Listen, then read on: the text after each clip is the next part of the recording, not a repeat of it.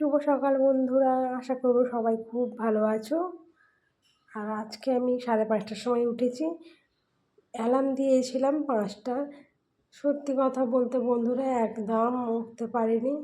অনেক চেষ্টা করেছি 5টার সময় ওঠার, কিন্তু যতবারই অ্যালার্ম দিই 5টার সময় আমি একেবারেই উঠতে পারি না।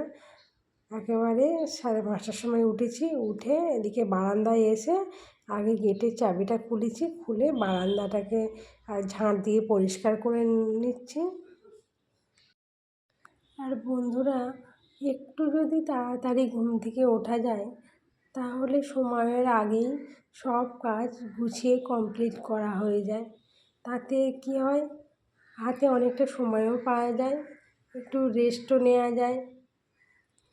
আর সময়ের আগে কাজ সারা হয়ে গেলে খুবই ভালো লাগে, আর মাথায় অতটা চাপও থাকে না। সত্যি কথা চেষ্টা করি একটু তাড়াতাড়ি ওঠার। আর এই 5:30টার সময় উঠেছি, এতে আমার অনেক কাজে সুবিধা হবে। আর বন্ধুরা বাইরের গেটটা টেনে দিলাম। এমনি সময় খোলাই থাকে, কিন্তু এখন কদিন হলো একটা কুকুর, মেয়ে কুকুর, তার মানে জানোই তো মেয়েদের যে জায়গাটায় ঘা হয় তা ওরকম কুকুরটারও হয়েছে। সেই কারণে আমার মেয়ের একটু মায়া পড়ে গেছে কুকুরটাকে দেখে। আমাদের বাড়ির সামনে এসেই থাকে। তা মেয়ে 2-4টে করে বিস্কুট দেয়, আর কুকুরটাও ওকে খুব ভালোবাসে, দেখতে পেলেই ছুটে আসে। মেয়েটার খুব মায়া পড়ে গেছে। আবার পাড়ার যত কুকুর ওকে এখন সহ্য করতে পারে না, শুধু কামড়াতে আসে। সেই কারণে মেয়ে বেশি করেই ওকে একটু দেখাশোনা করে। একটু কামড়াতে এলেই শুয়ে পড়লেও গেটের চাবি খুলে কুকুরগুলোকে তাড়াতে যায়। আর বন্ধুরা মেয়ে যখনই কুকুরগুলোকে মেরে তাড়া করে, তা ওই কুকুরটা আমার মেয়েকে দেখে কাঁদে আর কিছু বোঝাতে চায়। ওকে দেখে তো খুব আনন্দ পায়। কী করবো, আমার মেয়ের এইসব দিকে জীবজন্তুর এইসবের দিকে টান। আবার যার তো শরীর খারাপ হয় সবাই অবহেলা করে, তাকেই বেশি করেও দেখে। এটা নিয়ে আমি বা তোমাদের দাদা কোনো দিনই বারণ করেনি। তোমাদের দাদারও এইসব দিকে টান আছে। যাই হোক বন্ধুরা, আমি এদিকে মুখ টুক ধুয়ে নিলাম, নিয়ে গ্যাসটা মুছে নিচ্ছি। আর আজকে আমার প্রচণ্ড খিদে পাচ্ছে। আগের দিনে রাত্রিবেলা 2টো রুটি খেয়ে শুয়েছিলাম, তা আজকে সকালে আমার খুব খিদে পাচ্ছে। তাই আগে আমি চাটা করে নিচ্ছি, করে নিয়ে চাটা খেয়ে তারপরেই ভাত বসাবো। আর একটু তাড়াতাড়ি উঠলে যেটা হয়, অনেকটা হাতে সময় থাকে, তাই ভাবলাম আগে চাটা খেয়ে তারপরেই ভাত বসাবো। আর বন্ধুরা আমরা মেয়েরা ছোট থেকে বড় পর্যন্ত আমাদের যত অভ্যাস সব বিয়ের পরে বাপের বাড়ি ফেলে নতুন করে শ্বশুর বাড়ি এসে আবার নতুন অভ্যাস তৈরি করি। এটাই আমাদের জীবন, না হলে আমরা শ্বশুর বাড়িতে থাকতেই পারবো না। আর এদিকে দেখো বন্ধুরা, আমি চা করে খেয়ে নিলাম, আর তোমাদের দাদার জন্য চাটা রেখে দিয়েছি, দিয়ে এখন ভাতটা বসিয়ে দিলাম। আর বন্ধুরা তোমাদের দাদার জন্য আলু পেঁয়াজ দিয়ে মাছের তরকারি করে দেবো।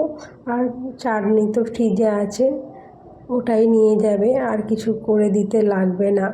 আর বেলার দিকে ঝিঙে আছে, ঝিঙে দিয়ে মাছ দিয়ে মেয়ের আর আমার ঝোল করব। আর তোমাদের দাদা তো ঝোলটা অত পছন্দ করে না, তাই মাছের ঝাল করলাম। আর আমাদের জন্যে বেলার দিকে ঝোল হবে।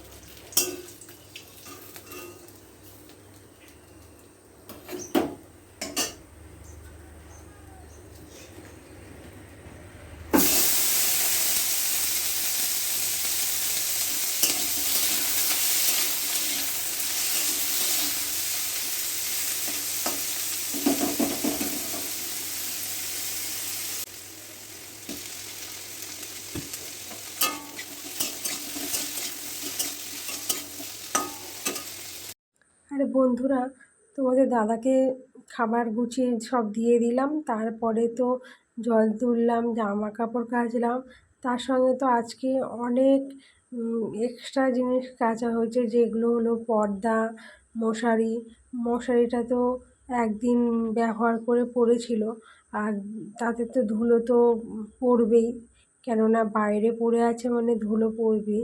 সেটা আবার যদি আমি কোনো দিন খাটাই, তো আমার মেয়ের তো অ্যালার্জি আছে, তাতে অসুবিধা হয়ে যাবে। তাই ভাবলাম যে একেবারে কেচে পরিষ্কার করে গুছিয়ে তুলে রাখবো। আর এখন তো সেই রকম ঠান্ডা মানে পড়বে না যে মশারি খাটাতে হবে, এখন গরমই থাকবে।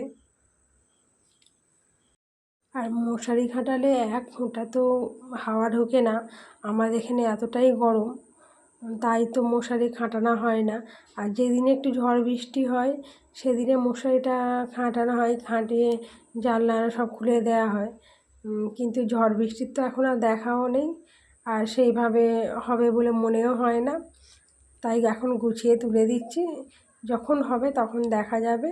আর এদিকে বন্ধুরা, আমি বোতলগুলো সব ভর্তি করে গুছিয়ে রেখে দিচ্ছি। আর 2 মাস হলো আমরা জল কিনে খাচ্ছি, কেননা আমাদের এখানে জলটা খুবই খারাপ দিচ্ছে। তার কারণে আমার তো অনেকটা মানে শরীর খারাপ হয়ে গিয়েছিলো, পেটের গণ্ডগোল হচ্ছিলো, সেই থেকেই জল কিনে খাওয়া হচ্ছে। আর এদিকে দেখো, পর্দা তো কেচে দিয়েছি, আর ঘরটা কেমন একটা দেখতে লাগছে, ফাঁকা ফাঁকা। আর বন্ধুরা, পর্দা লাগানোর আগে একটু গ্রিল আরও পরিষ্কার করে নেব, কেননা এই যে জানলাটা দেখতে পাচ্ছ, ওই জানলাটা তো একদম খোলা হয় না, তা পর্দাটাও সরানো হয় না বলে পর্দাতে ধুলো ভর্তি হয়ে থাকে, আর জানলাগুলো তো ধুলো পড়ে থাকে, তাই পর্দাটা কেচে দিয়েছি যে খালি গ্রিলটাকে ভালো করে পরিষ্কার করে নেব। আর খাটের তো পিছনটাও অনেকটা ধুলো পড়ে গেছে, তা ওটা তো আমার পরিষ্কার করা হয়ে গেছে, ধুলোটা আগের দিনেই পরিষ্কার করে দিয়েছি। দিয়ে আর পর্দাগুলো সাইড করা ছিল, কেননা আমি খুলতে পারছিলাম না, তোমাদের দাদাই খুলে দিয়েছে, আবার তোমাদের দাদাই লাগিয়ে দেবে পর্দাগুলো, কেননা আমি পরাতে পারবো না। স্ক্রু দিয়ে ওই এগুলো লাগানো আছে, রডগুলো। আর বন্ধুরা, আমরা অনেক কাজই আছে দুজনে মিলেমিশেই করি, তা সেটা আবার অনেকের পছন্দ হয় না, যেমন অন্যের ভালো কেউ দেখতে পারে না, এরকম অনেক মানুষই আছে, যে তুমি অশান্তিতে ভোগো সেটা সবার ভালো লাগে দেখতে, কিন্তু তুমি সুখে থাকলে সেটা কারোর দেখতে ভালো লাগে না, সেটা নিয়ে অনেক আলোচনা হয়। সেরকম আমাদের ক্ষেত্রেও সেই একই, আমরা দুজনে ভালো আছি সেটাও অনেকেরই সহ্য হয় না, কিন্তু লোকের কথায় কান দিই না, নিজেরা নিজেদের মতন ভালো থাকার চেষ্টা করি, আর লোকে যাতে হাসে সেরকম কোনো কাজও করি না। এইভাবে আমরা এত বছর সংসার করছি। যাই হোক বন্ধুরা, অনেক কথা বলে ফেললাম, আমি এদিকে বিছানাটাকে গুছিয়ে নিচ্ছি। আর আমার বিছানার চাদর আর ঘরের কালার পুরো এক হয়ে গেছে, আর অনেক দিন ধরে ভাবছি একটা ডিপ কালারের বিছানার চাদর কিনবো, সেটা আর হয়ে উঠছে না। আর বন্ধুরা, আমরা মধ্যবিত্ত পরিবারে একটা কিছু কেনার স্বপ্ন দেখলে সেটা তো সহজে হয় না, তার জন্য একটু ধৈর্য ধরতে হয়, সে ছোটো জিনিস হোক আর বড় জিনিস। তো বড় জিনিসে একটু বেশি সময় লাগে, আর ছোটো জিনিসে একটু কম সময় লাগে, তাও একটু ভেবেচিন্তে কিনতে হয়। যাই হোক, আমিও অনেক দিন ধরে ভাবছি একটা বিছানার চাদর কিনবো, সেটা কিনে উঠতে পারছি না, দেখি কবে কিনতে পারি। যাই হোক, বিছানাটাকে গুছিয়ে রেখে আমি এদিকের গ্রিলটাকেও একটু পরিষ্কার করে নিচ্ছি। এদিকের গ্রিলটা অতটা ধুলো হয় না, কেননা এটা খোলা হয় তো, আর এটা হাতের কাছে আছে বলে মানে তাড়াতাড়ি পরিষ্কারও হয়ে যায়, আর ওইটা খাটের ওই সাইডে বলে বন্ধ থাকে, তাই খোলা হয় না, ওইটা একটু ধুলো পড়ে যায়। আর এদিকে দেখো বন্ধুরা, তার মাঝে আমার মাছের ঝোলও হয়ে গেছে, ঝোল করে গ্যাসটাকে ভালো করে সাবান দিয়ে প্রথমে মুছে নিয়েছি, নিয়ে তারপর শুকনো কাপড় দিয়ে মুছে নিচ্ছি। আর বন্ধুরা, গ্যাস ওভেনটাকে একটু সাবান দিয়ে মোছার পর শুকনো কাপড় দিয়ে মুছলে এতটাই চকচক করে নতুনের মতন। তা এও আমার অনেক বছরের ওভেনটা, তা ওইভাবে পরিষ্কার করি বলে এখনও পর্যন্ত চকচক করে। যাই হোক বন্ধুরা, এদিকে আমার তো সঙ্গী বাসন আরও সব মাজা হয়ে গেছে, মেজে একেবারে চান করে নিয়েছি, নিয়ে ফুল তুলতে চলে এসেছি। আর এখন তো অনেকটা বেলা হয়ে গেছে, ফুলগুলো একটু নেতিয়ে গেছে। যাই হোক, আজকে ফুলও কম হয়েছে, তাই এই ফুলগুলোই বেশি তুলছি, কেন জবা ফুল একেবারেই কম হয়েছে। নয়নতারা না তুললে আমার সব ঠাকুরকে ফুল দেয়া হবে না।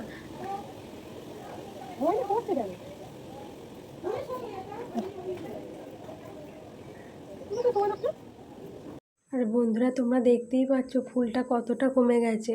সেদিনের ঝড়ে গাছগুলো পড়ে গিয়ে অনেকটা নষ্ট হয়ে গেছে, তাই ফুলটাও কমে গেছে। আর এদিকে মেয়ে সেজেগুজে রেডি, ওর বন্ধুর বার্থডে, তা ওদের বাড়িতেই যাবে। তা আমার মেয়ে তো জিন্স পরতে বেশি পছন্দ করে, তাই যেখানেই যাই ওই জিন্স পরে। যাই হোক, এখন তো সন্ধ্যা হয়ে গেছে, তোমাদের দাদা আর আমি দুজনে খাবো, মেয়ে তো ওখান থেকে খেয়ে আসবে। তাই ভাবলাম কি রান্না করব, আর ঘরে কোনো সবজিও নেই, আলু পেঁয়াজের চচ্চড়ি করছি আর পরোটা করব। আর তোমাদের দাদা তো ফোন করে জিজ্ঞাসা করে আজকে কি রান্না হবে, মানে প্রতিদিনই ওর রান্নার খবরটা নেওয়া চায়।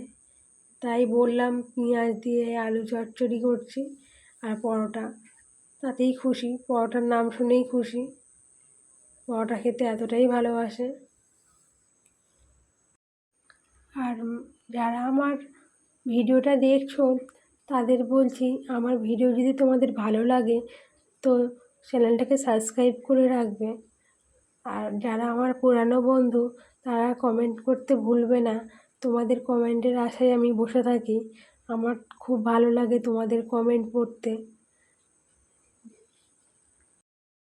আর বন্ধুরা, এইভাবে পরোটাটা করলে পরোটা খুব নরম থাকে।